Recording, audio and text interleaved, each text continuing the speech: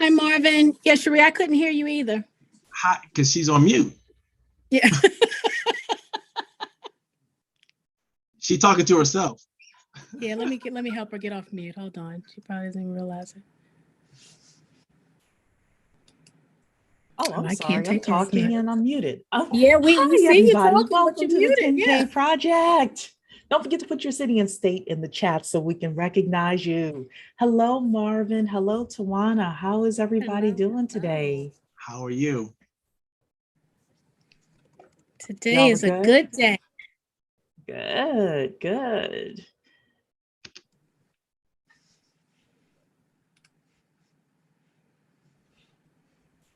Give me a couple of minutes to get us situated here, and then we're going to have this all important topic that we are talking about tonight. In case you don't know, the topic for tonight is, should we invest in Black men? And I did not realize how controversial that saying was going to be. Obviously, I think the answer is yes, because that's what we do at the 10K Project. But I got a couple of feedback from people like, what are you talking about? So, okay, everybody. So yes, the answer is yes. But we're going to talk a little bit more about an article that came out saying that Black male unemployment is costing the Black community $50 billion a year.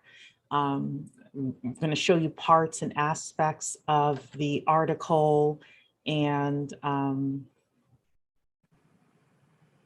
I have 3 Black male guests today to talk about this, because I think if we're going to talk about Black men, we should have Black men on the panel more so than Tawana and I. So they're all coming You up think? here. I think so. You know, I think so too. yes, yes. People want to talk about female issues and have no females on the panel. I'm like, what are you doing? We do that all the time. I know.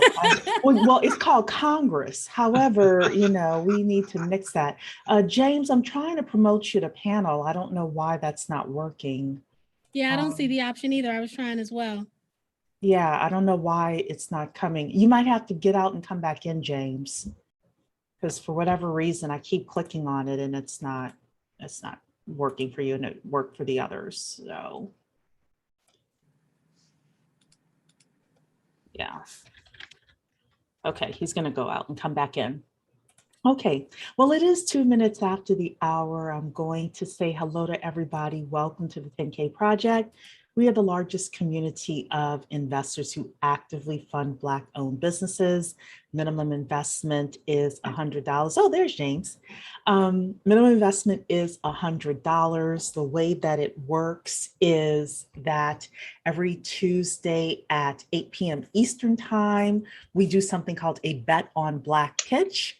It is an opportunity for a Black founder to come and present his or her business to us as an investment opportunity. All investments are governed by the Securities and Exchange Commission and FINRA, and it's done through something called equity crowdfunding. So then we all, it's kind of like Black Shark Tank. We all come in, we get to hear what the entrepreneur is doing. We get to ask that founder questions. And then each individual person gets to decide if they want to invest in that business. And the minimum investment is $100. So we also have an expert directory. So let's say we help that entrepreneur raise $1 million. That's like one of our big goals this year, is to help entrepreneurs raise $1 million. What do they do with that money? Usually they are looking to do all sorts of things, including hire people, whether they're hiring full-time, part-time, or contract work. We are also followers of Powernomics by Dr. Claude Anderson. So we want to see that money circulate a lot longer than it does in the Black community. So what we ask you to do is put your information into the expert directory, whether you are a project manager, graphic designer, construction person like Terry is. Well, he's into appliance repair.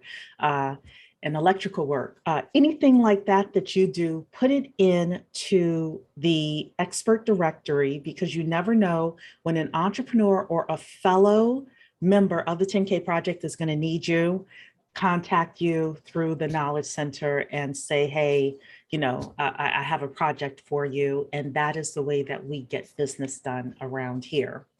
I know Tawana has a couple of announcements as well, including the possibility to win the $100 or a platinum membership. So, and I know Tawana, again, you have a couple of additional announcements, so I'll toss it over to you. Perfect. Good evening, everyone. I'm Tawana Rivers.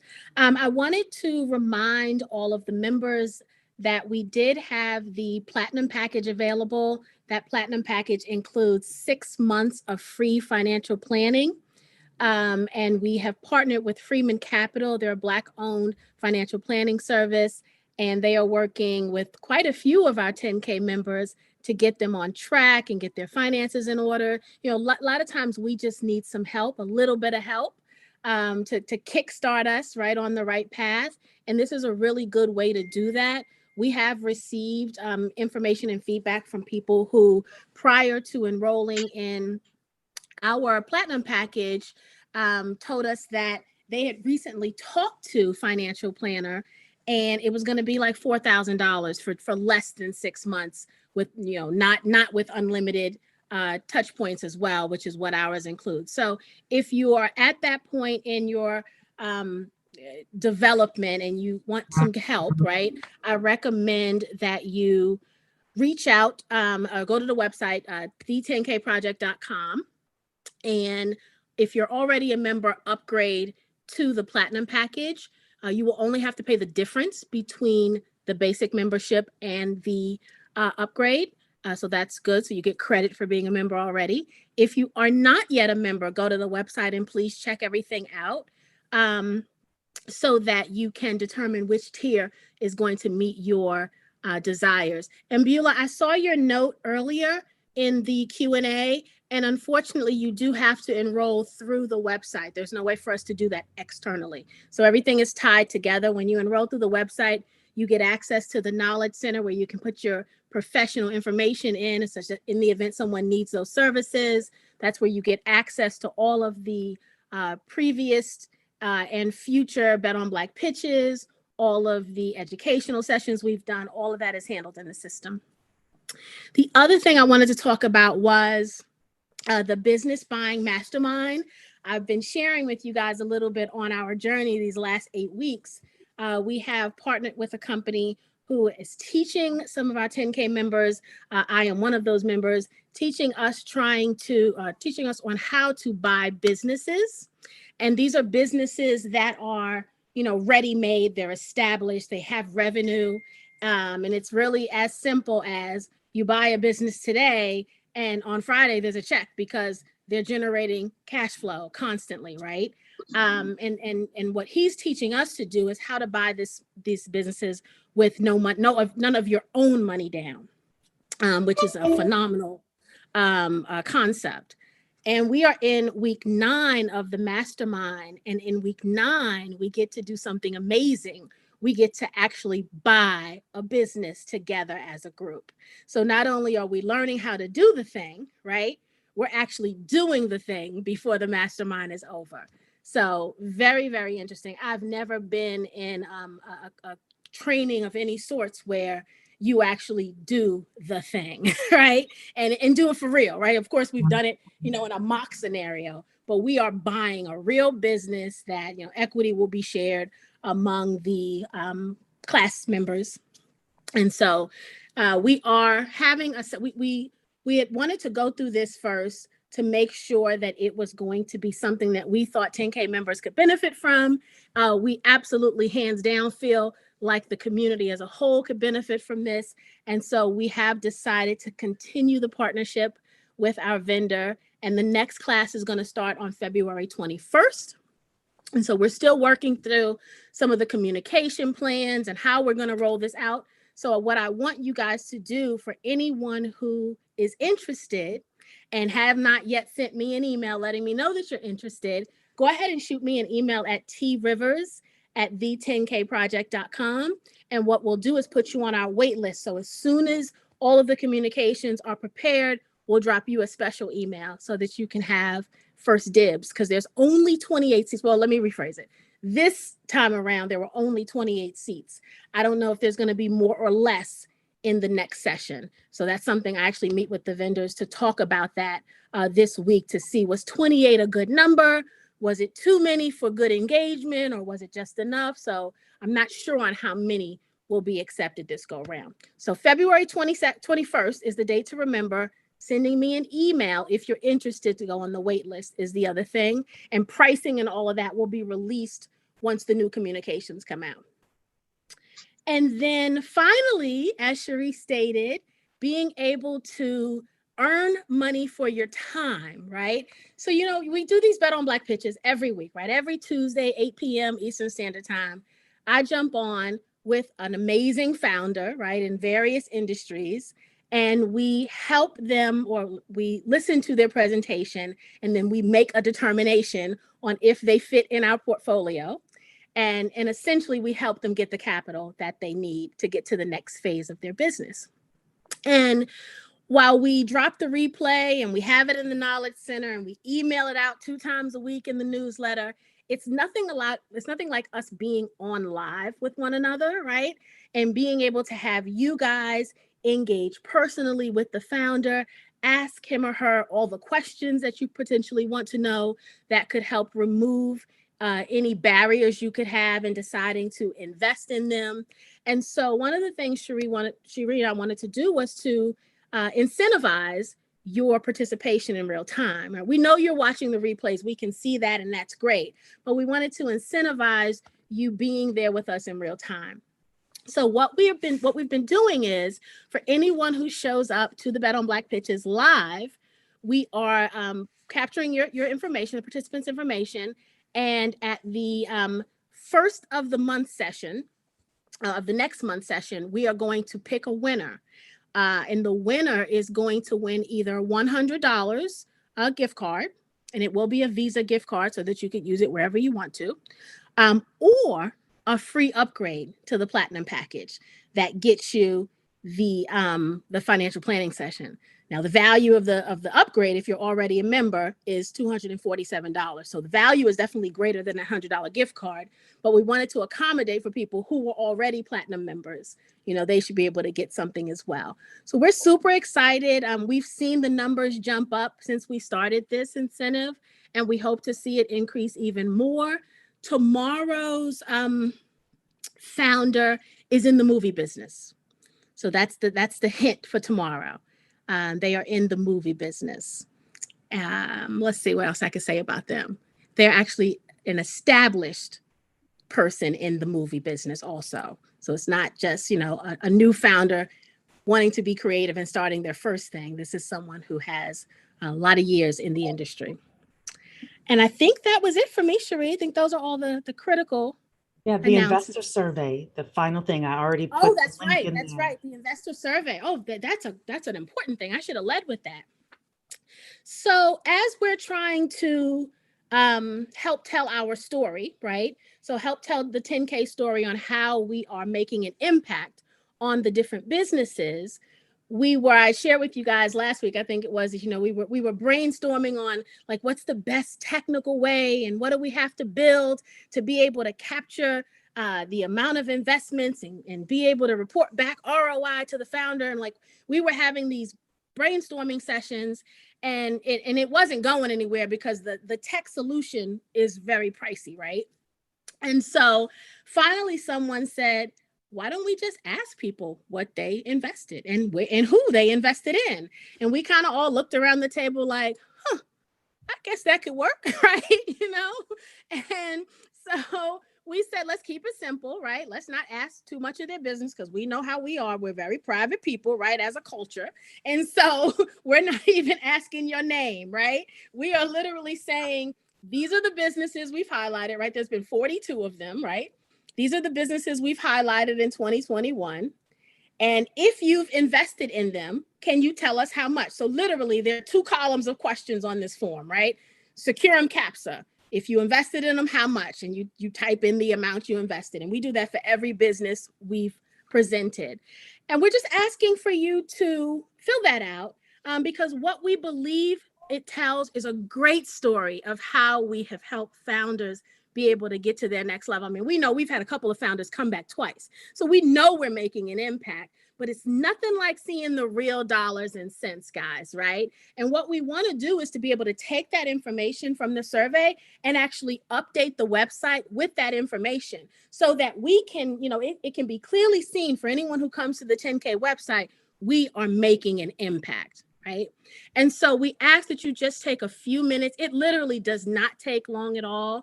The hardest part for me, I can tell you, was going back in my email where I keep everything, because I started a spreadsheet and then I didn't finish the spreadsheet. So really it was going back in my own email to keep track of how much I invested. I knew the companies I invested in, but I wasn't always sure about the amount. That was the hardest part. It may have taken me 15 minutes to complete it.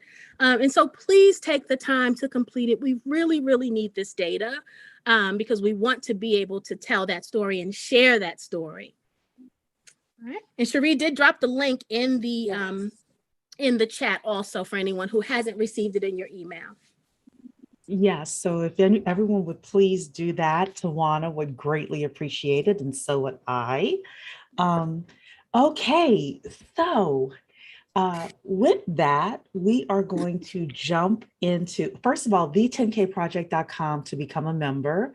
Somebody asked, is it $100 to become a member and then $100 per investment? The way that it works is it's $100 one-time payment to become a member, and then you decide how much you're going to invest and who you invest in. Oftentimes, the minimum investment in the projects that are being presented to us is $100. So, if you have $200 for the month and there are 4 investor presentations, then you get to decide, how you want to allocate that money. So we want you to be very fiscally responsible with your investing in the entrepreneurs. But I will tell you, oftentimes there are 4 out of 4 you want to invest in, and you're trying to figure out which shoe to allocate your money to.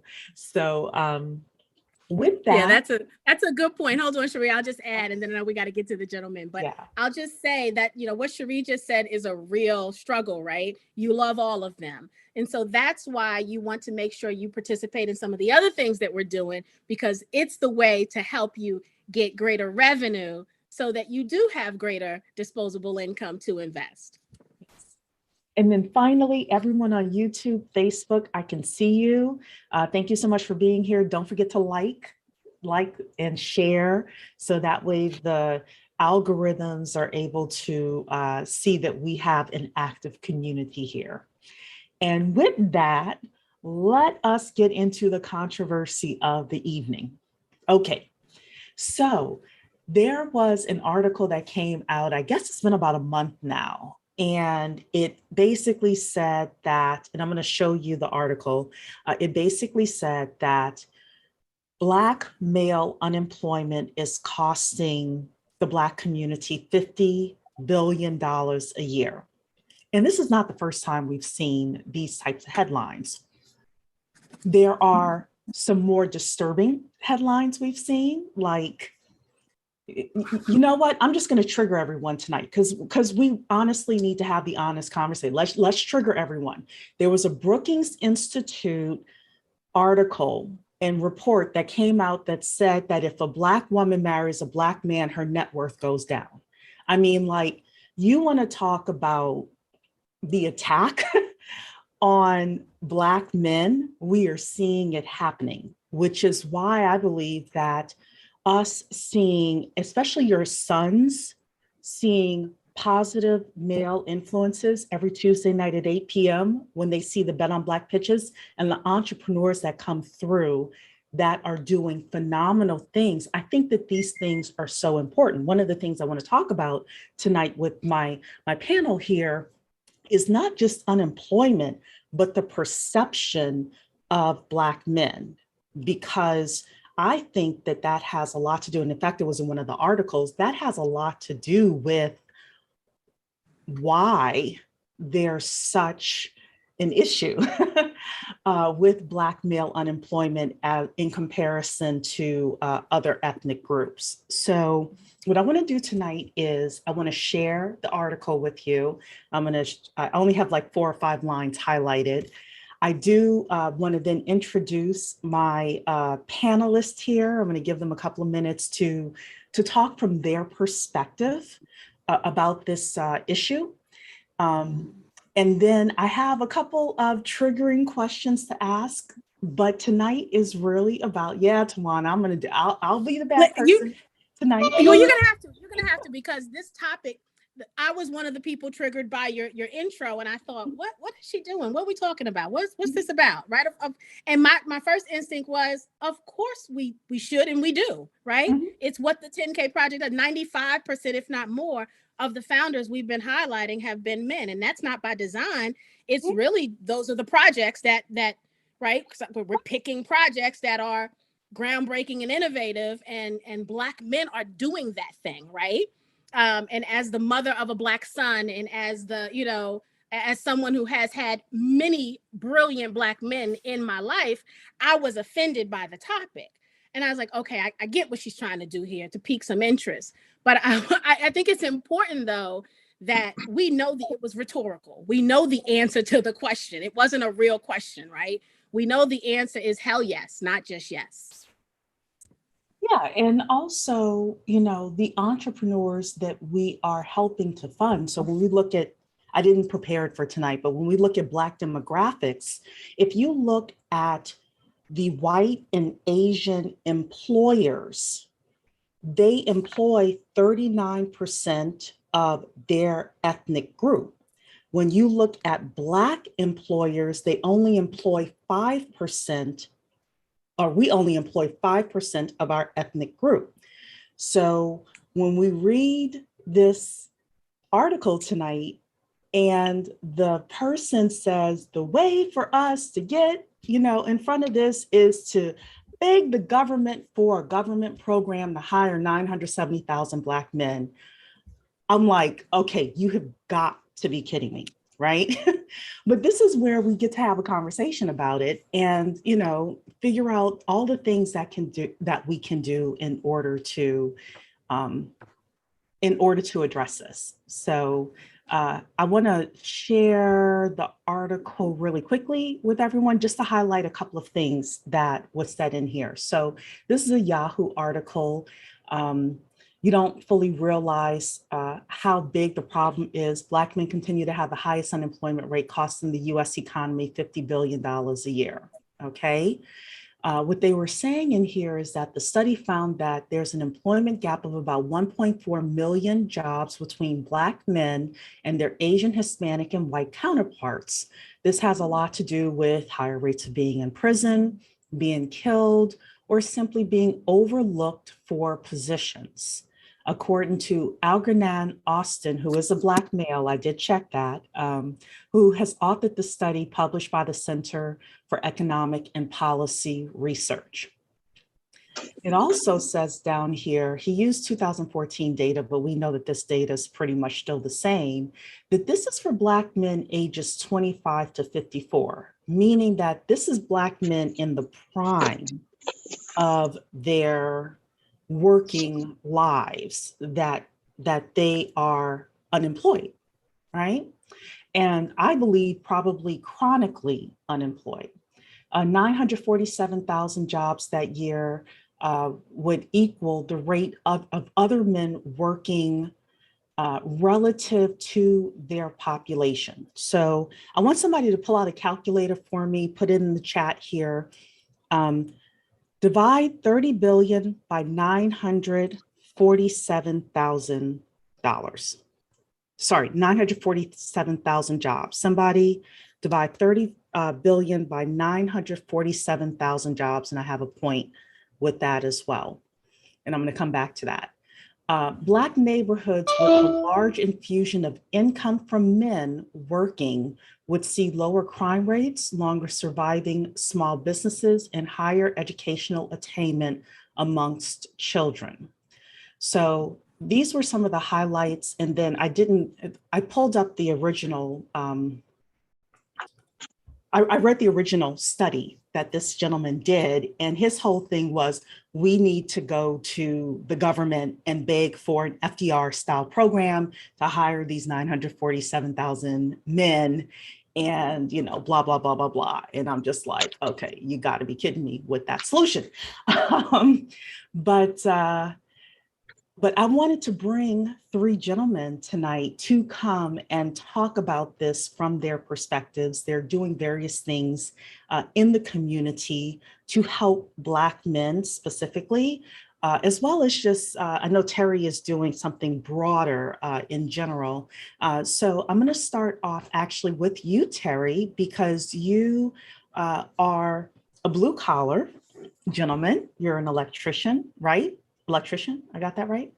Yep. Yep. Yeah. So, and the reason I wanted to bring you on is because I believe that there are a lot of men that would benefit from learning trades, things like that. So I wanted you to introduce yourself. Tell us what your thoughts are about this article, about this, you know, this situation, and also anything else that you want the family to think about or know as we're contemplating this. Okay. Okay. Well, my name's Terry Henry. I'm an electrical contractor here in Atlanta, Georgia. Been running my business now for a little over 22 years, 35 years in the trade, U.S. Air Force veteran. And I have trained many Black men over the last 22 years. I got to be honest, the article, it kind of, the title, I'll just put it this way. The title kind of rubbed me the wrong way, because what that does is it presents this narrative that, you know, Black men are responsible somehow for what's going on in this economy right now. And then I went to the original article. I went past Yahoo and went to the article from Entrepreneurship, and it is more of the same to me of this divisiveness that's perpetuated in the media between Black men and Black women, because that's what, to me, this article is speaking directly to Black women and perpetuating this divide that we find ourselves in today. So that being said, I can tell you that the skilled trades are hurting for new people entering the skilled trades. My generation, being Gen X, I'm 54. The generation before me, the baby boomers, are retiring out of the trades. And right now we're having a hard time getting new people to come into the trades. Now, from my own research and my own experience, I know that the school system has done a lot to dissuade anyone from entering the trades. They took the shop and trades out of the schools. They push everybody into college, which is not for everybody. A lot of times, what the article is missing is how many Black men got a 4-year degree that can't get a job doing what they got a degree for and are stuck with a huge student loan debt. Where's that article? You know what I mean? So yeah, that's a lot can be said about the article and the intent behind the article. I did see some of the statistics that, you know, I don't see anything wrong with the actual statistics of some of the statistics that they cited in the article. But I think overall, the way it was presented, especially the title, I think it was meant to be divisive as well as meant to trigger some people. So I think it did what it was meant to do. Yeah, I agree with that. So the next person we have is one of my personal mentors, Marvin Powell here. He basically called me and was like, I got to be on this panel. Kind of, sort of said that. We ended up having a long, great conversation. And he comes from another point of view around the Divine Nine and some of the things that the Divine Nine is doing, as well as some other business associations that he is a part of. So he comes, again, a different point of view. So Marvin, I'm going to toss it to you, like 3 minutes. Tell us what you think of this article, this phenomenon, and anything else you have in your mind. First of all, the reasons why I do everything that I do, it has more to do with being in love with entrepreneurship and the sense of ownership that comes with being able to define oneself, relate to oneself in your own community, and define your own reality. When articles like the one we're talking about come out, it does exactly what Terry said. It breaks us apart. It tries to force us into believing that we are somehow a statistic, and that somehow the statistic relates to who we are and what we're all about. And I will never, ever, ever believe anything that my enemy has to say about me that my community did not come up with to talk about me. So as a Black man, I'm first of all offended that we can believe somehow that getting a job is the answer to that $50 billion problem, because that to me is an insult to who we are and what we're capable of and what our contributions can be. To even think that we're gonna try to help somebody get a job, because, and I'm going to tell you from an economics point of view, I studied economics. It is impossible to ever pay anybody in any job what they are actually worth in order for that company to continue to exist. So let's not get it. Let's not start tripping on, who's got a job, because a job is not the answer. True opportunity comes from people who create, people who are able to uplift others, and people who are able to find opportunities for the whole entire community to be uplifted based on the skills, the talent, and the gifts that God gave them. And now, let me just say, Black men are the most talented, the most gifted, the most, I had the best opportunity to bust open that, forget 50 billion, we could do $300 billion if we all decided that we're going to work collectively together to change this so-called narrative that other people want us to buy into and believe. So I don't have any, I don't get advice from systems of control. I don't get my data and my information from systems of control that I could readily see. This is set up to have us continue to belong to the same narrative over and over and over again. We never actually ended slavery from my point of view. Just because we changed the law, didn't mean to change the hearts and minds of the people who created the laws in the first place. They just figured out other ways to enslave us, called the prison industrial complex.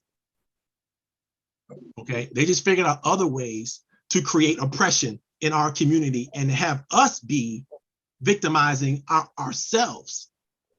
So to me, all this is a bunch of hooey, and it's a great sensational conversation, but let's get down to the work. The work is we need to be encouraging each other to develop our own businesses. We need to be working together to develop our own businesses, which is why I love Black 10K or 10K Project, whatever new name you all want to call it. I'm gonna always call it Black 10K, by the way. I don't care what you call it, You can call us that. We found either way online. Right. Because for me, it's all about what do we do to uplift us. And I don't need the data. I don't need the data from Brookings Institute to tell us who we are and what we're all about and what my people can do. I already know. And by the way, if you haven't read this one, you ain't read nothing about Black people. This is the 1619 Project. This is the truth of who we are and what we've already contributed. As a Black community, as Black men, And when everybody's arguing about should we recognize and acknowledge our contribution to this country already, as if we didn't already do all the work. If the Industrial Revolution wasn't already built on our backs, if America couldn't be America without us in any way, shape, or form, it would not stay America without us. So let's not demonize my brothers out there ever. They have a hard road to hoe, as my grandfather used to say, but nothing but ability to do that. We're gonna do that. We're gonna do that if it takes several lifetimes. We're gonna do that. One of my great mentors and friends, Kwame Ture, some of you all may know him as Stokely Carmichael, said, what we have to do, and he meant it, and it's still true today, organize, organize, organize. And until we come together and decide for ourselves and define ourselves by our own rules and our own standards and our own statistics, based on our own standards of beauty, excellence, joy, privilege, whatever it is you want to call it, we're going to be subject to people who come around with data as a result of who we are. And then as long as we listen to that data, we'll always be confused and arguing and discussing, oh, what about the data? Psh, come on. That's not even the real data. The real data is, literally when you think about it, where would America be without us? Bring me that data. Do that study. And then you can talk to me about Black men and what Black men contribute and what they have to be. So I'm all about, and I'm all about it. Let's own everything. Let's own ourselves. Let's own every dollar we spend. Every time we spend a dollar, we are voting for something else that has nothing to do with us. Every time a dollar leaves our community, it's not just an economic thing, it's a social thing. It's a political thing. And there's no discussion about, how these things intermingle. Every dollar we spend that's not spent in our community, we are actually arming ourselves against our own people, and our own values. So like I said, I thank God for 10K Project. I thank God for this opportunity, and I'm so glad to be a part of it. And anybody who's not thinking about doing this and you Black, shame on you, because you really should be looking at this from a bigger point of view than just my investment pockets. You got to look at it from the point of view of, this is the opportunity our people have collectively to come together, do something good for ourselves that we control and we own. That's all. Absolutely. So I'm sorry if I went a little long, but I just had to get that off my chest, and that's all I got to say about it. That's okay. That's This is where you get it off your chest, and the church is saying amen in the chat as well as in YouTube. So one thing that Marvin said, and I didn't see anybody put it in here, $30 billion divided by 947,000 jobs. How did I come up with that number? Because according to the author, the Black men that are not in prison is representing $30 billion, and you need 947,000 jobs to catch up. Does anybody know that is $31,678 a year? $31,600. It's not even on par with our counterparts, right? When I did the math, so y'all know I'm a math girl, right? I'll look at certain numbers. I'm like, let me just multiply. So like, they don't tell you these things in the studies. And Marvin, I do want them to continue the studies because I want to know what they're thinking, because this is how they make policy. This is not just some rinky-dink, study that was done. It was done by an official think tank. Okay. The Brookings Institute, I know. So, yeah, but by the Brookings Institute and the Office of Economic Policy, right? So we have to know, in my opinion, what they're saying, what they're thinking, and reading what they're writing, even if the headlines are sensational, because this is how policy is made.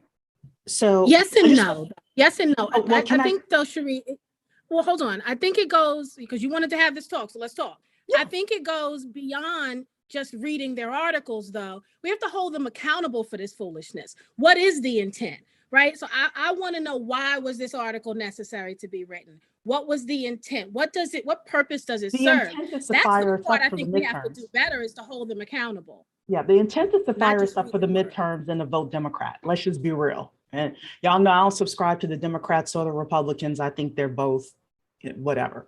But I want to come back to this $31,000 a year, because Marvin said something that was so powerful. He said, you all are counting us at 50 billion when Black men are worth 300 billion. I'm going to say this. The Black community, now this is where I'm going to trigger some people, but I'm just going to say it. We need more marriages and we need more families, family units, intact family units in the Black community. Yes, it's what I believe. I don't believe that a man that is making $31,000 a year is, well, I'm not going to take it a negative. I'm going to say, I believe that we should be aiming for our men to make 100,000 plus a year or 80,000 plus a year, like our counterparts are, so that they can support a family.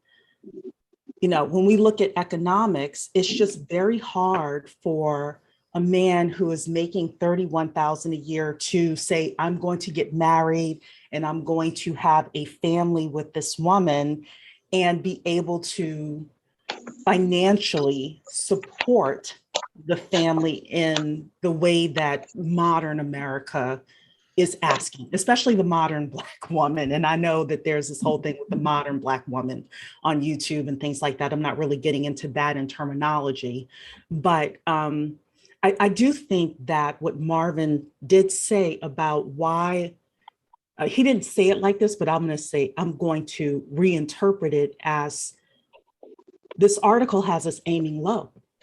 This article has you saying, well, you should go and have an FDR style plan so that you could get a $31,000 a year job, you know? So with that, I am going to bring up our third speaker here, Mr. James Holmes, who is an author. He wrote a book called Never Go Back to Prison. He has a mentorship program, and he does all sorts of speaking and writing with regards to solutions about race disparities. He also owns several businesses, and he has a nonprofit called Black Lion. So with that, Mr. Holmes, James, welcome. Thank you, thank you. First of all, I want to acknowledge the 10K project. I love what you queens are doing. I love it, I love it, I love it. I'm a big fan of tangible. And I'll get into that a little bit more. A little bit about my history is my background is in finance, for the most part, management, leadership, and so forth. And as the previous brother that was speaking, I am a member of Divine Nine, Alpha Phi Alpha fraternity. So if anybody knows anything about Alpha Phi Alpha fraternity, they know what we stand for. So I work along those lines, as well as a lot of the things that I do are similar to what you guys are doing. And that's why I thought it was a great opportunity to visit with you this evening, because I do believe that we should all work together.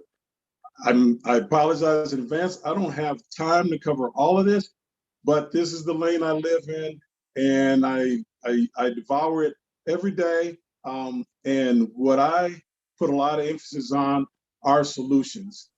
After trading time for money for over 35 years, and I don't apologize, because my wife and myself have 4 children, and we chose to pay for their education ourselves. Many of our friends called us crazy. We didn't care. So we have 4 kings and queens out there now with no debt, all doing extremely well. So once I did that, I retired from trading time for money under corporate plantation about 2.5 years ago. And I went out on my own with Black Lion companies, and initially seeking collaboration or whatever. I pretty much got laughed at. It didn't matter. because I knew that I was bringing a unique skill set, and it was my time to actually fully pour myself into things that I saw for years and years and years and years on the side.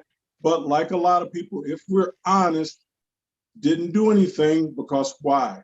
We're protecting that paycheck. Let's just be real. I'm no better than anyone else. However, I am working passionately and diligently now in the lanes. My Black Lion Foundation has well-developed, creative, innovative mentorship programs. I know you guys focus a lot from, I think it's age 25 to 54, or somewhere in that range. I literally go from age 4 to 40. I start them very young. I teach them financial literacy. I teach them budgeting. I teach them investing because kids are brilliant. Kids are brilliant. Let's not ever forget that. And if we help create good habits in them early, guess what? They're less vulnerable to be attacked by the predators, financial predators in our capitalistic society. In addition to that, my mentorship program is primarily designed for upper level high school students, college students, as well as young people. It's open to anyone, free of charge. We're actually on YouTube. We have over 120 hours of developmental material, and we cover everything from the basics of starting your business, from the history, everything, the economic history of the United States, plus the real history, financial history, economics, investing. We'll even get to the point of even options and cryptocurrency, the whole deal. Remember I cut my teeth on Wall Street. And the day that I walked in, I knew that I was fortunate. And I said to myself, they didn't tell us about all of this. And you know what? They still don't tell us about all this. And I couldn't even tell anyone really about all of this until 2.5 years ago. But guess what? I'm talking now, and I'm talking a lot. And just go to blacklionfoundation.com. Anyone, and that'll at least kind of get you started in the right directions. I've written 12 books, basically about the same thing we're talking about now, more or less, this year. Well, not this year, in the last year. That my most recent one is this one right here. Never Go Back to Prison, Path to Physical and Financial Freedom. And most people would think, well, okay, this is just for people that have been incarcerated. No, it's not, because it gives you a good history of why they've been targeting Black men. And they don't start when they're a man, they start when they're a boy. Because think about it. It's easier to attack them and kill them when they're younger. Jawanza Kunjufu, he's excellent as far as the material on that conspiracy to destroy Black boys and how it starts at 4th grade level. Brother Paul was right that Black men are the leaders, and up to 4th grade, that's all evident. Then all of a sudden, 4th grade, guess what? They go from the leading category to the bottom. Think about it. Analyze it a little bit. Who are their teachers? 96% of them are white women. There's a lot to cover. There's no way to get to all of it, but any of you guys can contact me at any point in time. I got hours and hours, volumes and volumes, and days and weeks and months of materials and solutions, but primarily getting back to like this and other things. We know there's a problem. To me, the article quantifies, in their words, the problem. It is a big problem. Let's not run away from that. It's one thing to acknowledge that it is a problem. It's another thing to offer solutions. And that's really what I try to focus on. That's why I love the work that you guys are doing so much, is because it is tangible solutions. It's not just sitting back and being mad, because angry is not a business plan, okay? And so solutions, we can all do something about that. We are a great, great people. We have to give ourselves permission to acknowledge that we're great people and actually focus, do the work. There are a lot of people that would like to do better, but don't necessarily know how. We show them how. Yeah. So I'm going to ask some more triggering questions here. I got like a list here. The first one is going to be about Du Bois versus Booker T. Washington and the talented 10th.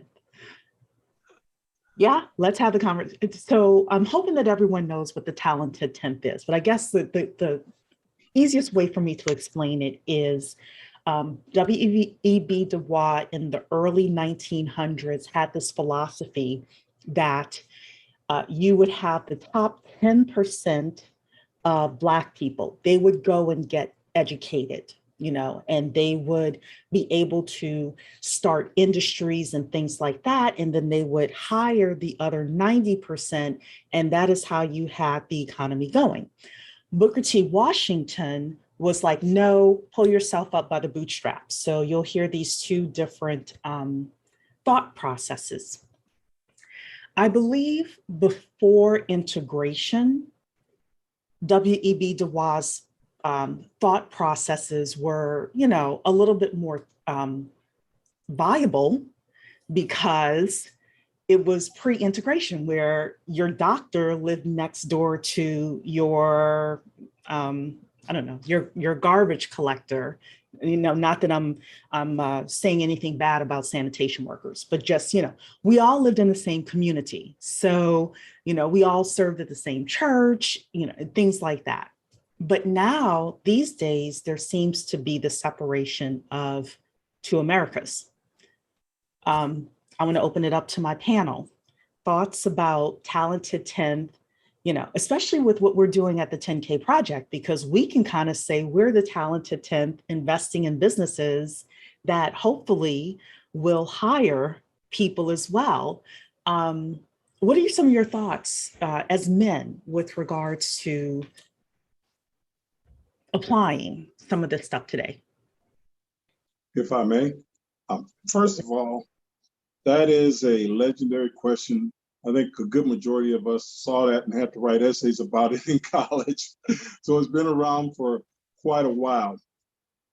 Now, the difference between me now and as a young 19-year-old college student is that through the years, I have actually learned to think and to process. And the way that I look at it now is it's a trick question. It's a trick question. You don't have to have either or. You can have both. And I think we should have both. I think we should have it all. Regarding the talented 10th, there's been a lot of white writers that have, tried to knock that down or whatever. I don't care. I still think that there is a lot of merit to it. But at the same time, like the brother that spoke first about the trades, that's real. That is really real. I got another gentleman, I'm in the Twin Cities area, Minneapolis, St. Paul area, another gentleman, Marvin Smith, that is the president of the Black Construction Union. And we talk all the time, and he talks about, yes, there's opportunities. And if you're a journeyman, it actually pays very well. You can make $80,000 a year. The issue here, I don't know if it's national, is that white men control the unions and they're continuing to lock Blacks out just like they do in most anything that they can. So yes, I believe we can have both. And I'm like, I got to co-sign on what Brother Holmes said. He is absolutely correct. Both. And I tell everywhere we go all the time, what do we need to do? Right? People ask me this question all the time. Well, what should we do? How should we do it? Where should we go? Everywhere and all things we should be involved in, and we should be concerned with, and we don't have the luxury of being able to pick a camp when it comes to how we're going to rescue our people. Our people are global people. We created the arts, society, and so on and so forth. We created science, math, arithmetic. There's no, this is our thing. Our thing is everything. And always has been. And so we got to stop this, and by the way, the definition economically, or what economic definitions that America has given us, those have never been definitions that we created or we decided. What is economically viable? What is absolutely all that stuff? That's nothing to do with love. It's nothing to do with commitment, nothing to do with trust, nothing to do with actual what makes humans human. We want to manufacture people. Yeah, give me all the data in the world, but I don't want to. I want to love people. I want to share with people, and I don't need to be manufactured. I don't need to be economic viability. To me is 3 hots and a cot. That's all I need. I don't need to be rich. I don't need to be wealthy. And if I was, I just give it away anyway to people who need what I have to offer.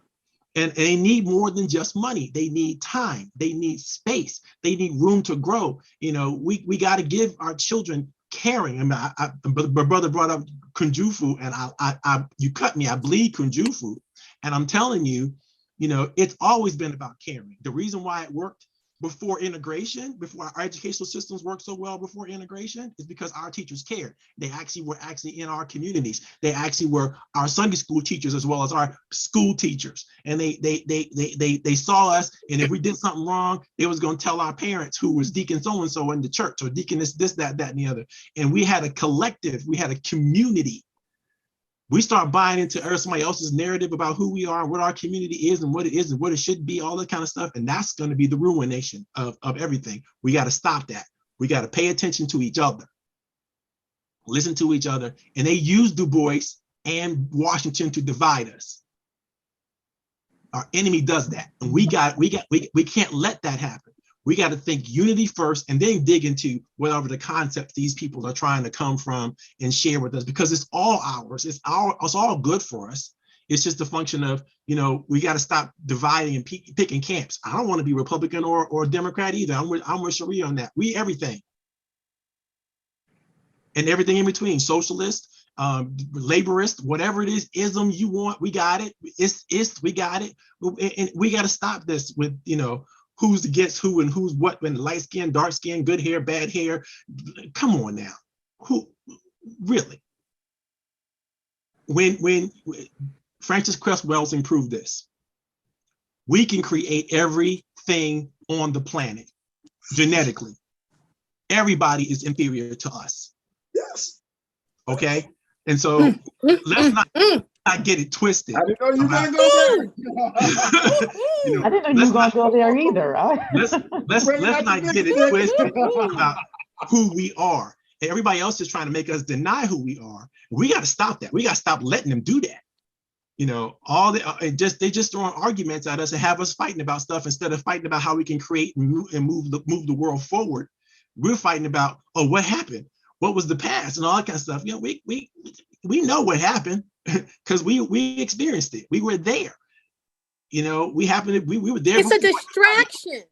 Exactly. It is just a distraction. This whole conversation is a distraction. Yep. Right? It's a distraction. But we need to have it, Tawana. We need to have it so we can stop. We can see the reality. People trying to make us think differently about ourselves and make us think differently about who we are, and we can't fall for it, no matter what the drama. I just feel like we keep having it. It's not a new conversation, Marvin. And so, how often do we have to have it? Because we know the assignment. What we have to do is stop acting like we don't know the assignment. That's what we got to do. We got to stop playing. I agree. We got to band together, right? And we got to make this thing happen because we know what we're supposed to do. You know, you said it a moment ago. You said the room to grow, right? Right. We need to be kinder to ourselves too, because the brother making the $31,000 this year, in 3 years, that don't have to be his reality, right? That's true. Right? He gets room to grow. He gets the grace to grow, and he gets the support of his community, his family, his friends, and the external community, right? That may not even know his name yet, to support him, to get him to that next step in whatever that purpose is, that his real purpose, right? A lot of times we have to have that interim plan. And if that's the $31,000 government job to get us to the next step, okay. We just have to remember that's not the end game. Guys, I got a meeting that I got to go to that I'm supposed to be leading right now. But this conversation is so important and it's so juicy. But I'm going to tell you this one. I'm going to drop this one last thing, and then I really truly have to go. There was a sister who stood up at the Million Man March, and she said, "We have been holding up the sky." Talking about Black women, holding up the sky for everybody, including white men, for years. And our day of atonement during that Million Man March, that was our day to accept and realize that we have the potential. We have not even tapped into our potential.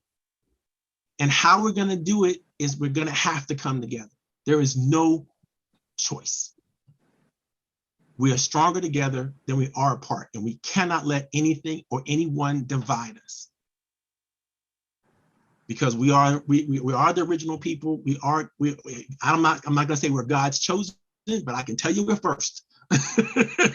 You know, we are the original design, right? Everything else is a derivative of us. You know. And Marvin, how do people find you? Because people are asking that. You have a YouTube channel, any place you preach? I'll put my LinkedIn channel, my LinkedIn profile in there. Anybody can connect with me through there, join me. I won't say no to any of my people. So you better have your face up on your LinkedIn profile, by the way, because then I know who you are, right? You know, and so to me, that's how I roll. That's where I come from. And I guys, I really love you. I mean, I really appreciate this conversation, and I understand that it could be tense to have these kinds of conversations. But as I get older and these gray hairs keep popping up, the more I know that it's necessary. We can't avoid the pain and the anguish and even the trauma or the triggering, because we can't get through it until we can't get past it until we get through it. And, right. And if one of us is left behind, that's too many left behind. It's too many. Yeah. All right, So I gotta. My wife has reminded me. I gotta lead a meeting, leads. I gotta go. Talk to y'all later. All right. Thank you, Marvin. Bye.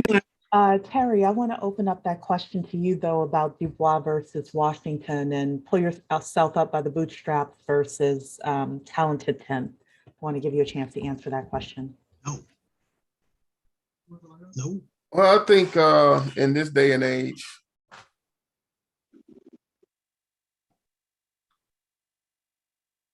to pull yourself up by the bootstraps one kind of gets me, because you got to have boots to have bootstraps to pull up. And a lot of our people don't even have boots. And we're in the 21st century, and we still got people amongst our community who can barely survive from week to week, much less month to month. Now, we know that the system of racism, white supremacy that Dr. Francis Cress Welsing so eloquently educated us on is an institution in this country, not only in this country, but globally. And it's something that we have to deal with. At the same time, we have to deal with something else, and that's post-traumatic slave syndrome. And that was something that Dr. Joy DeGruy introduced into our dichotomy. And I think she did a wonderful job of explaining it and breaking it down, how it still affects us to this day. Because a lot of the things that we're dealing with in this day and age, I think we are strong enough as a people to overcome.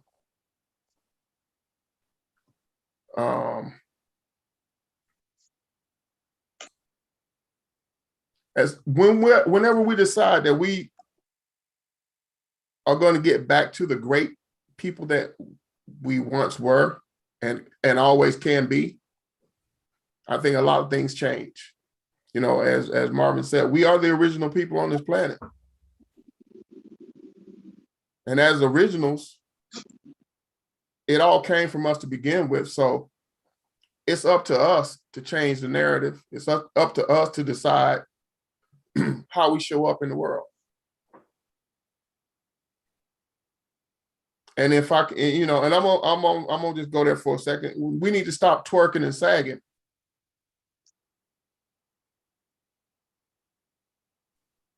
I can agree with that. I can that is, I think, part of the pull yourself up. I think there's each individual has choices that you make, you know, but if you are, and this is one of the reasons why I hate to have an opinion about this, because I recognize that I came from a certain amount of privilege. So I can't really speak as somebody who grew up in a truly impoverished area with, you know, schools that were falling down and things like that. But I'll ask the question, and if anyone wants to answer it, I'm definitely open to listening. With the technology that we have today, with the opportunities that we have today, if you are a young Black male in Chicago and you say, you know what, I want to get out of here, is the boot your smartphone to start with? Looking at, videos on YouTube and TikTok about things that you can invest in, or not even things you can invest in, but like jobs that you could get. If a young man in Chicago reaches out to somebody like Terry and says, look, I'm broke, I don't have anything, but will you mentor me? I can't imagine someone like Terry saying, no, go pull yourself up by the bootstraps. I think that Terry in that situation is the boot, right? But I need to know that you are ready as the person who is in need of assistance. And maybe that's when you're a certain age. Just again, this is why I kind of, wonder about having these, I kind of feel like I'm not the best person to speak on it, but I feel like I'm somebody that needs to ask more questions. And I'll, again, open it up to the panel here. If you don't have boots, but you do, and I'll put that in quotes, but you do have a smartphone and you do have the ability to take the MIT courses for free, or to learn coding, or to get access to somebody who can help you learn a trade or things like that. If I may address is that the beginning rung of what's needed? Right, if I may address that, because yeah. I often analyze that for myself. I didn't come from a privileged background, and I didn't come from a impoverished background. Somewhere in between, let's just say. However, I've, had experiences or a little bit of time, pretty much almost on every rung of the ladder. And I've done my share of prison ministry. And the one thing that was a common denominator for the people that I talked to there, now that this is not necessarily the official data, statistics, or anything like that, is that about 99% of the gentlemen that I spoke to in prison had no father influence or presence whatsoever, none. I don't think we can run away from that. I had a good father, and I acknowledge that. And when I'm working with gentlemen that didn't come from that situation, I try very, very, very hard not to judge. I talk about this analogy all the time. It's like, we're human. Sometimes as kids, we do dumb things, okay? I know that when I was growing up, I did a few dumb things. Fortunately, I had my father pick me up, put me back on the right track. What if my father's not there? Do I just keep going down the wrong road? And another example that I give is that I came up playing sports, baseball, football, basketball, things like that. Unfortunately, there was a member of my family that got caught up in drugs and had to do some time.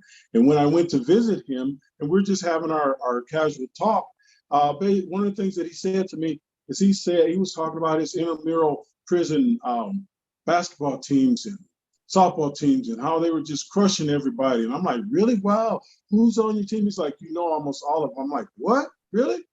He started naming off all the names of guys that we grew up with and we played with. And I know for a fact they're not bad guys, made bad decisions. Part of that, yes, okay, you can put that on them. Reason why I can't judge them, because we don't know what we would have done. But the way the whole white supremacy system is set up is to attack them, and they do a very, very, very fine job of that. Then once they get into the prison industrial complex, it's like a black hole. So to get to the answer to your question there is no, we can't judge them. And I think we have to have a big heart, like Brother Marvin was talking about, and we have to be there to provide as much assistance as we can.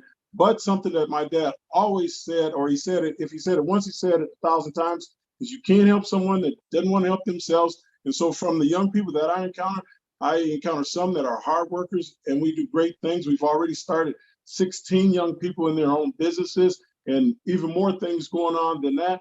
There are some that don't want to put the work in. Let's just call it what it is. I have one more question, but before I do that, I want to open it up to Tawana and Terry with regards to, what are boots? One of the things, I'll say this, Kino had a great comment in here. The problem I've seen is not knowing what questions to ask in order to seek the knowledge needed to uplift oneself.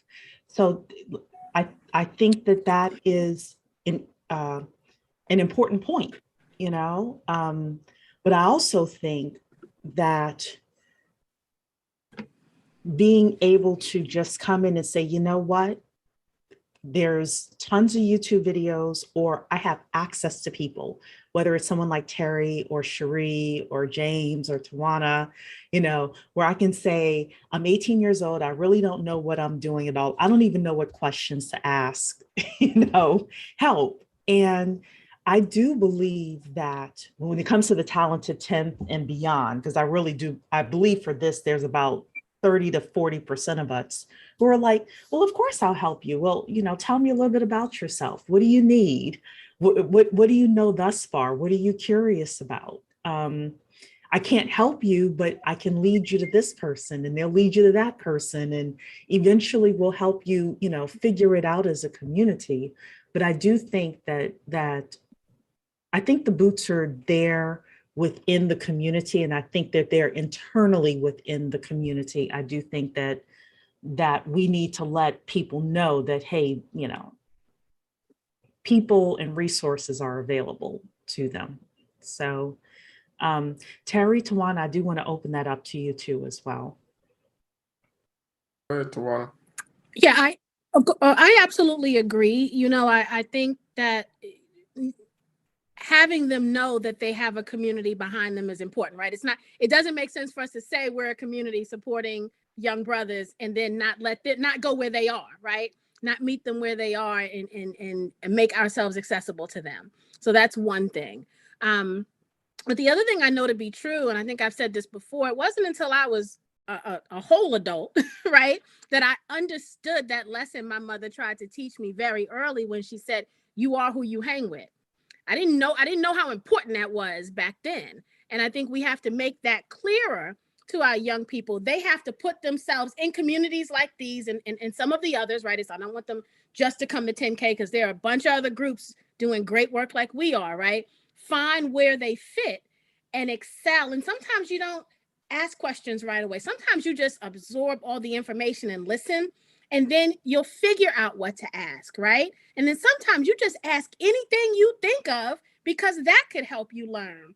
I think the key is to be in the place where learning is happening, right? And teaching is happening.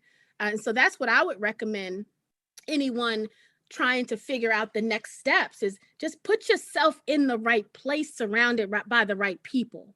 Those people who are on the upswing, right?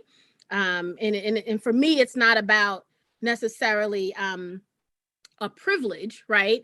But it's about that mindset. Where's the group of people that have the mindset that where you want to get to, right? Forget our resources, right? Forget the bank account. Where's the mindset? Because I know a lot of stupid rich people, right? So this is about mindset. This is not about anything else in my mind. Well, I will say one thing before Terry pops in here, and that is there are a lot of people on social media who are playing rich. They rent these Lambos and they get the hot girls and they're posing in front of the private aircraft that they aren't taking. There's even a place in Los Angeles that lets you rent like the inside of the aircraft. It's like a sound studio, and you get to take pictures pretending like you flying somewhere. I think that there does need to be some sort of education around, because I'm like 46. I've seen it. So I've seen a lot of people who have look like they have money, but they're broke. But I do think there needs to be the outreach to the young Black men of this is what real wealth looks like, because all they see, in my opinion, I could be wrong, or I'll say 99% of what they see that they think is success is entertainers, sports people, or these people like, I'm an entrepreneur, I just bought this Lambo, I just went to this country and look at all these exotic girls here with me, instead of seeing the true entrepreneur that has a $20 million a year business, but he's under the radar, And again, that goes back to the talent intent as well.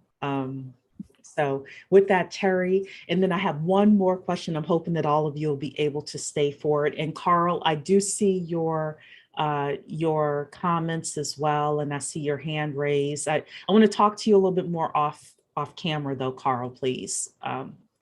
Go ahead, Terry. Okay, well, to your point about the whole social media thing, I think, first of all, that lends to the reason why I never like the term fake it till you make it. Because first of all, a lot of people are faking it and don't know when to stop faking. I, for one, would have been one of those who wouldn't know when to stop faking. So I just never really fell into that whole thing there. The other part to that is we got to stop letting other people pick who our influencers and our leaders. See, we let a whole nother society of people determine who we should look up to and who we should hold in high esteem. And that's never going to work. I mean, look at what we got. Our idols, and for lack of a better term, are sports figures, entertainers, and hustlers.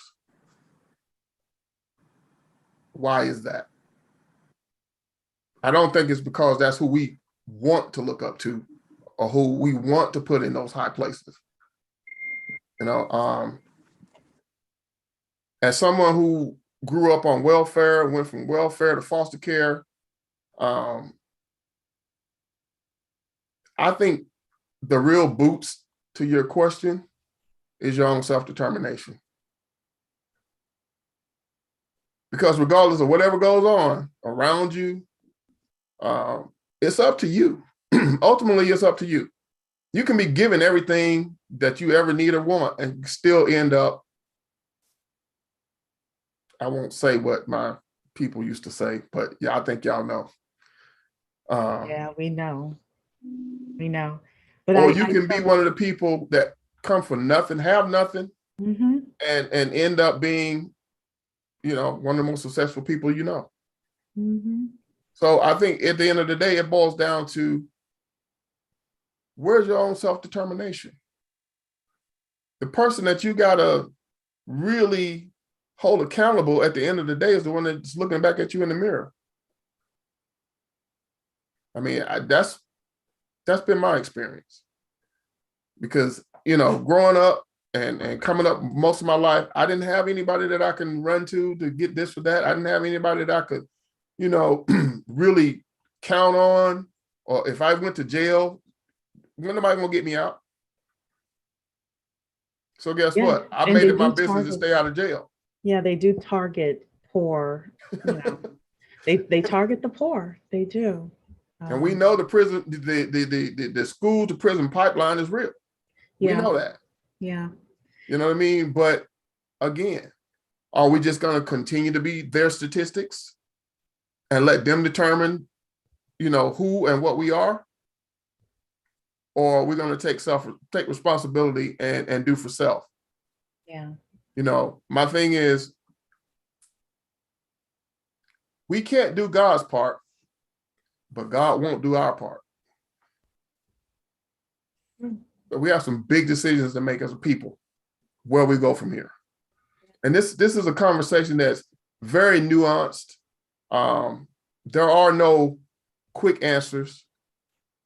This is something, it's an ongoing dialogue that needs to be had. We continue to seek solutions, but At the end of the day, it's totally up to us. I agree. I agree. So I have one more question, and also there's a couple of questions in the Q&A here, and I see so many great things in the chat. Oh, everybody on YouTube, y'all can give us a thumbs up, please. Like the video. Thank you so much. Okay, my final question is this. I'm gonna stir things up, continue to stir things up. Over the past, I would say 25 years, we have seen, in my opinion, a monetary and focused investment on Black girls. And one of the biggest outward showings of that is Black Girls Code. When I was young, there weren't a lot of women in STEM, much less Black women. And, you saw, Black Girls Code as well as other organizations come, but particularly Black Girls Code. And now they've got a huge infusion of cash from the Melinda Gates Foundation last year, even though now they have their founder on administrative leave. And, I find it interesting that somebody who started the organization may be booted out by her board, but that's another conversation, right? I wonder about the counterpart to Black Girls Code, because if I were to say what's the counterpart, or ask what's the counterpart to Black Girls Code, Marvin and I had this conversation, and he had an organization, but I said to him, well, I haven't heard about anything they've been doing since Obama has been president. And he said, yeah, they're doing little things, but it's kind of underground. So my question to you is this, going back to, should we invest in Black men? Obviously the answer is yes, but do we need the counterpart to Black Girls Code for Black boys and Black young men? A super strong, nationally recognized organization where, Black parents, Black grandparents can send their young Black men to be trained up in, different types of trades and sciences and things like that. Do we need the counterpart and a 25-year investment plan for that? Absolutely. Or do the counterparts just need better marketing so that we already know they exist? Because they're there. I just Googled, there's a Black Boys Code. Now, maybe we don't hear about them, but they exist. Sure. Do they need some assistance with better marketing and PR so that the awareness is there? I thought about that too. I think we start off with something that's already existing, but I'm gonna let James answer, because I think this is something that, the men, honestly, I think the men need to kind of decide what they want to galvanize around too. Well, the way that I view that, and the more you're around me, the more you can probably predict my answer, is that I have 3 daughters, 4 kids, 3 daughters. And so I'm going to always clap for women. And Black Girls Code, wonderful, great. Black Men Code, wonderful, great. Anytime there's this for us versus this for us, which one's right, which one's better, just like someone said earlier, don't go for it. It's a distraction. So anything that supports Black girls, Black women, I'm going to be in front screaming my voice off. We can all do it. We can all have it. And you talked earlier about the boots and what's available. A good part of it is a lot of times young people have a desire to do better, but don't really know where to go or what to do, which is a lot of my focus. And literally, I focus a lot on things like what you guys do as far as tangible. So I don't want to just give them eloquent speeches and things that sound good.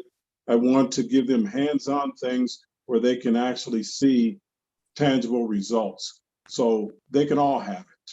Coding, everything else. And literally, I tell the young people in my group, if it doesn't sound crazy, your idea, your concept, then it's probably not big enough. So Marvin, when he and I spoke, he had mentioned My Brother's Keeper, which was started under the Obama administration. That was the one I'm like, I haven't heard anything about them in years. And he said, yeah, they're still doing, still doing things, but it's not gaining as much visibility. And if I were a single Black mother of a son, I wouldn't know without Googling that organization is still up and out there. And the other reason why I bring this up is because, again, of the immense amount of money and press and things like that go in the Black Girls Code. And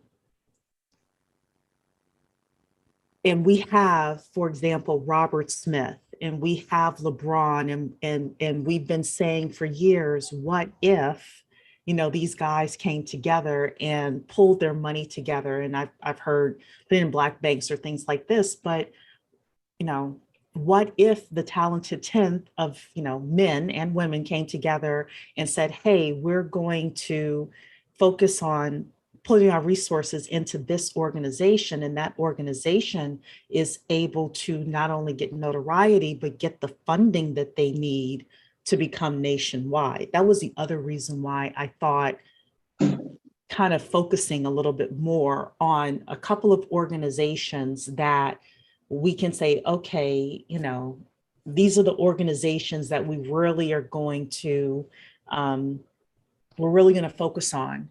And we're really going to drive the growth in here.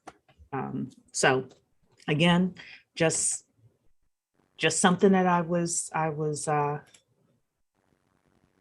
thinking about as I was putting this together. I think we would be well served by a collaboration of Blacks in information technology and Blacks in the skilled trades, because what I see what I see happening with technology, there's an integration there that's happening. Now, whether we partake in it or not, it's already happening. Okay, being in the career field that I'm in, I deal with smart home technology, and even in my experience with appliance repair, we got appliances now that have Wi-Fi connections that communicate to the homeowner on their phone.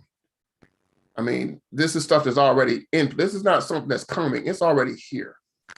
Refrigerators with TV screens on them that can tell you when you're low on something and send a signal to your cell phone and say, you need to stop by the grocery store on the way home because you're low on eggs and milk and cheese and butter and all this type of stuff. I mean, if we are not ahead of the curve, we fall by the wayside at this point because technology moves so fast. I mean, we're talking quantum leaps in technology, and the coding and all that stuff. That's all a part of the whole process, being in STEM and all these type of things. So yeah, I see, based on, from my point of view and my experiences, I see a great need for a collaboration where it comes to that.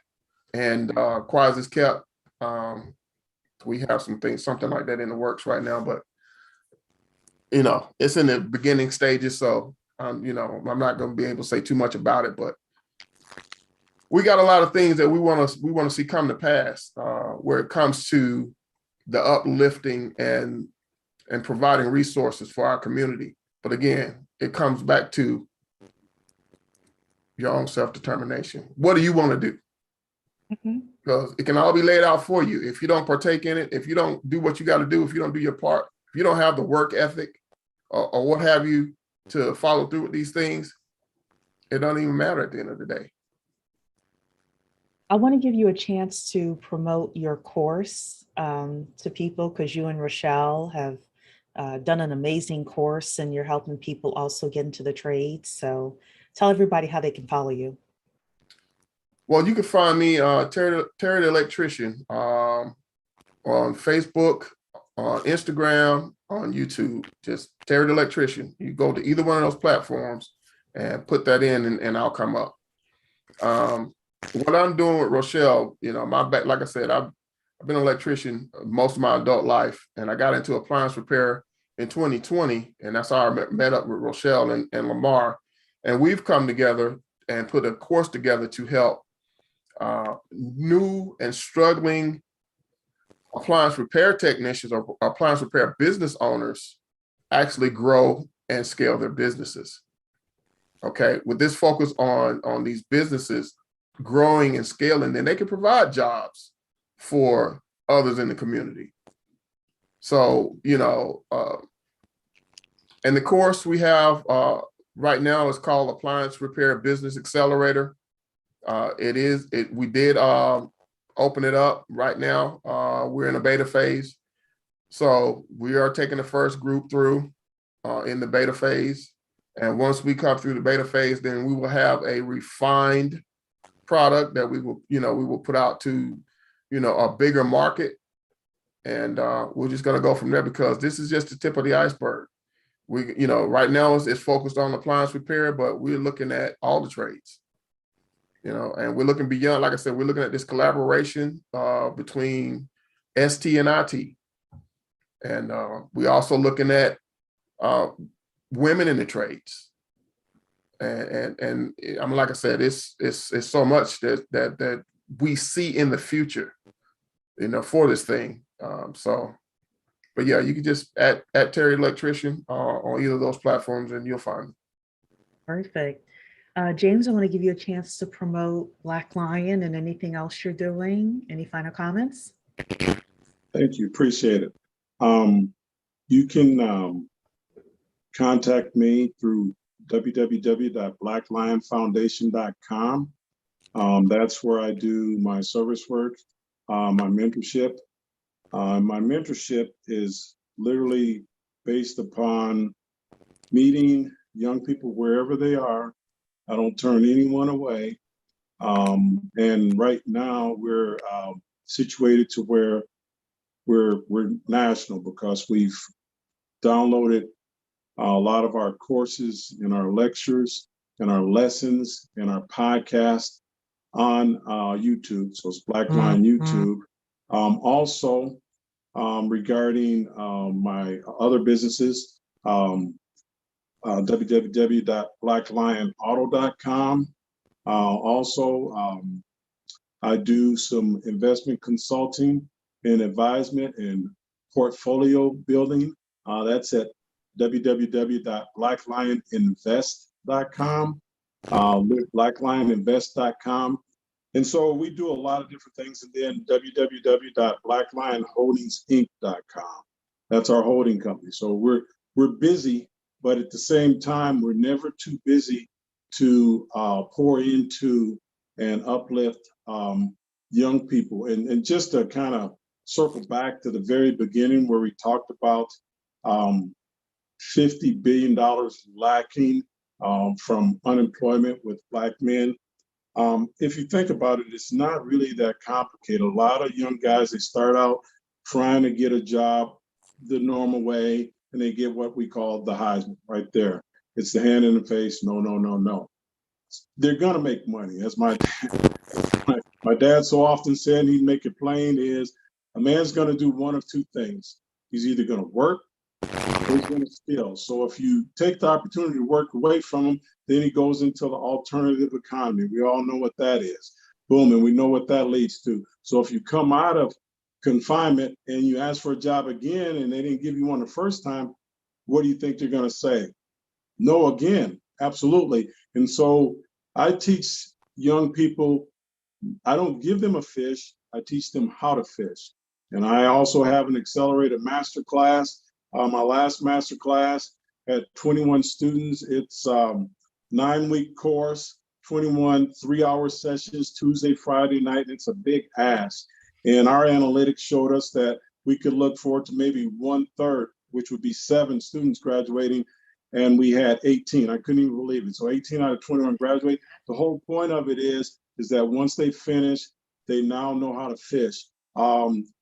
My books, you can check my books on Amazon.com. The best way to see them all is just to go to Amazon.com/author/James Holmes Jr. So Amazon.com/author/James Holmes Jr. So we have the children's financial literacy books, 6 of those, and then we have all the adult books. Thank you. Thank you. Thanks for being here today. Tawana.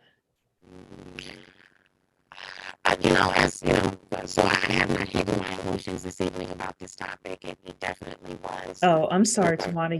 You're forging. Can you hear me? I can hear you, but it's super fuzzy. Is it just me or James and Terry? Is it? Is that better?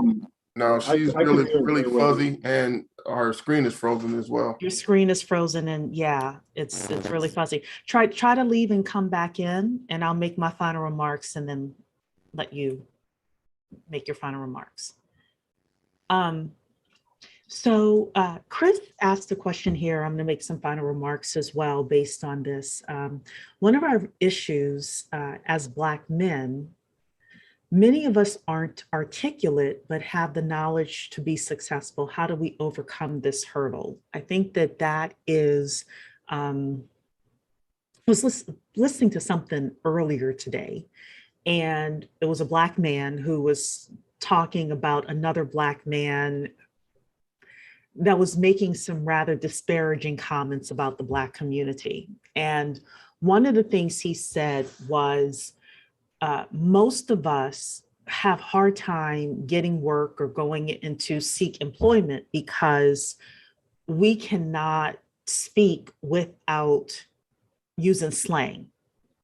And I believe that comes from practice. So just like you practice your language in order to, use slang, etc. I do think, Chris, that it is intentional. Anything like that you're talking about is intentional, and it is about practicing before you get in front of an employer or a prospect that you're trying to convince to use your products and services.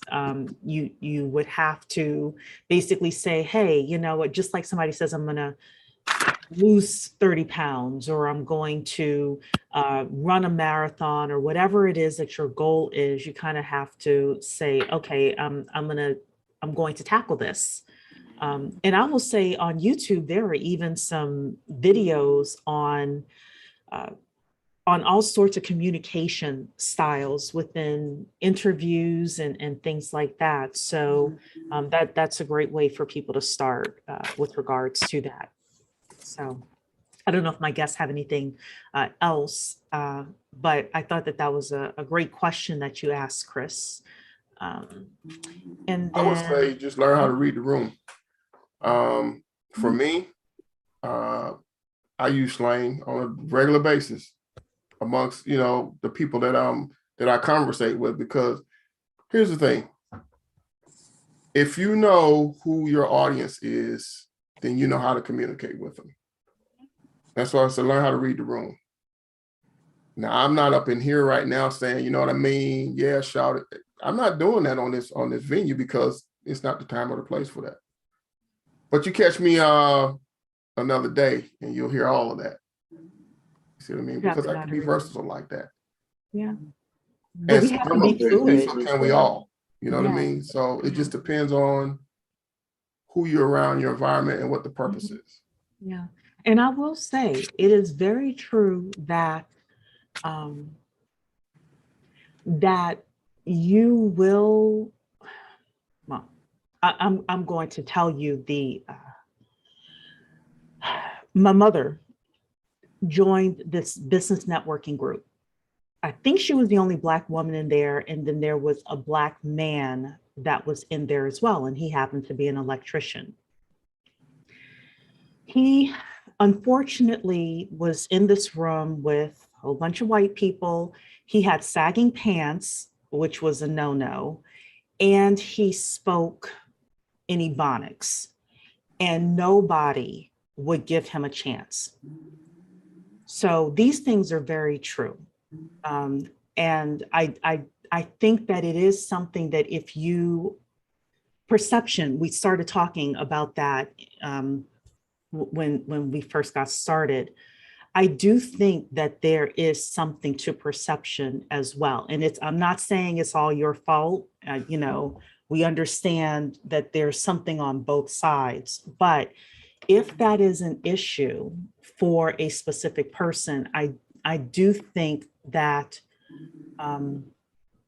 that it is something that you as an individual would want to ask yourself, how can I overcome this? And like Terry said, understanding how to read the room, also understanding what rooms you are able to go into, you know, and comfortably do that versus not do it. I think that it's a very sensitive topic, but I have seen the other side of it. And this comes from my privilege as well. Because of my mother, because of myself, we have heard people say, well, you two weren't like the others, you know? And I don't know how many of you on the panel have gotten that as a conversation, but these things do happen. They actually think that's a compliment. Yeah, yeah. And unfortunately, you know, it isn't, but we also have to say, okay, what do we do about this? What do we do about this? You know, and that goes, yeah, it's very complicated. It's a very complicated situation, because if I'm sitting in the room with somebody who has the opportunity to give me a 6-figure contract, do I go against them at that time? Or do I keep my mouth shut as a talented temp and come back to you on the back end and say, okay, you know, this was a conversation? Like, I think this is part of the ethics thing as well that we have to think about. I don't know if there's an answer for that. I hope that we don't overthink this. Mm-hmm. My father, for one, did not master the King's English. Mm-hmm. My father was very intelligent and very wise. So I think that it matters that we don't get too involved with judging on the criteria of our oppressor.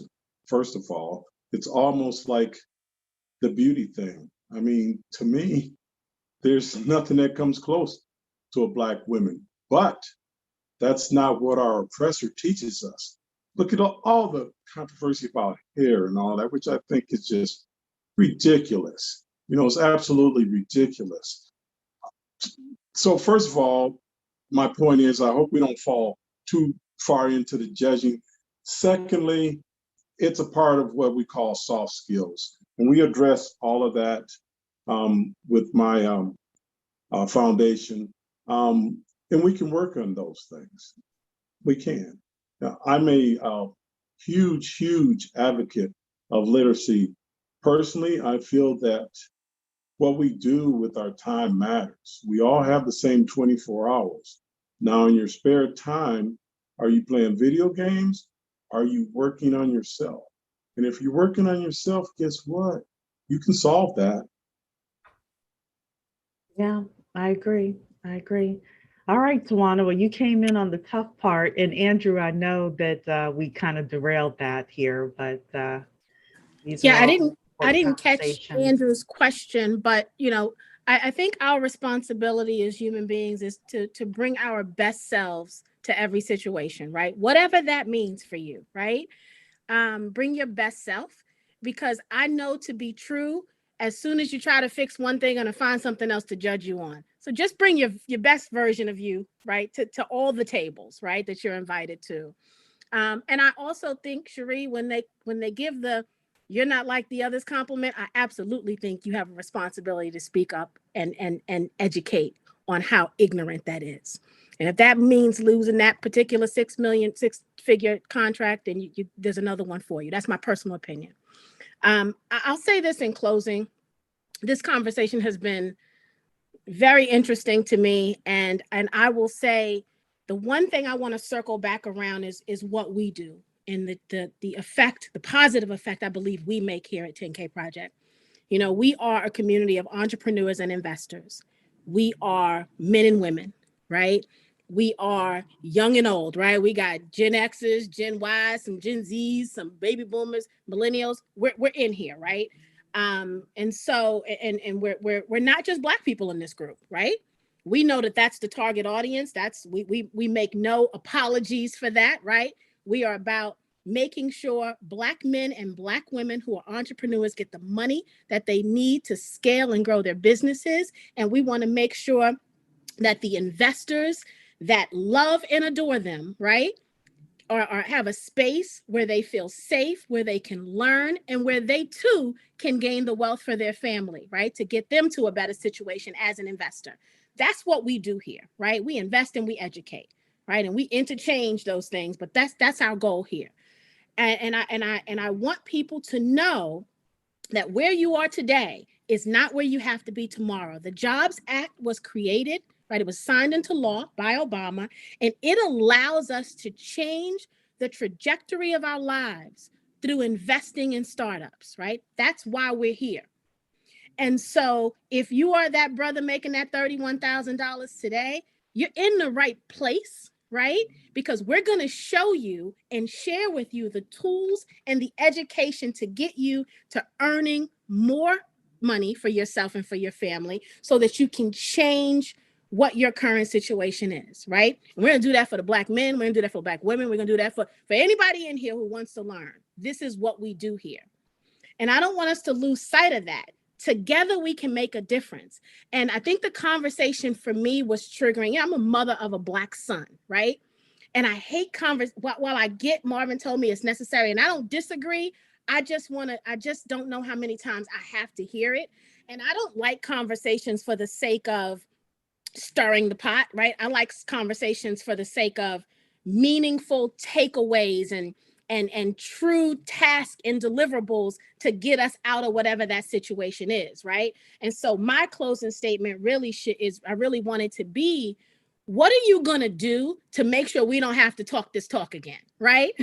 What change are you willing to make sure we're not back here next January having this same conversation to spark debate and make people think? Right? I know what I'm going to do. What are you going to do? And that's rhetorical too, because what you're going to do is for you, right? I want you to know, though, you have to do something, right? Nothing changes if nothing changes. And so we have to be ready. You know, it's a new year. You know, we hear all the mantras of new year, new me, new you, all that stuff. But what are we really ready to do? With that, that is our evening. Next week will be less controversial. We have invited a gentleman with a $17 million real estate portfolio to come and speak with us about how he built it and how you could build your real estate portfolio as well. Don't forget, tomorrow night is the Bet on Black pitch. And that is at 8 p.m. Eastern. There is a chance for you to win either $100 Visa gift card or an upgrade to a platinum membership. So be sure to come live in order to put yourself in the drawing for that. Thank you so much, everyone, for being here. I know tonight was a little triggering, but you know, these are conversations that need to be had because we are the future investors in Black job growth, and we are the future, or current, I should say, the current employers for Black job growth. So we got to have it. We got to have this conversation. All right, everybody. Thank you so much. Thank you, James, Perry, and Marvin. Thank you, gentlemen. Have a good evening. Good night.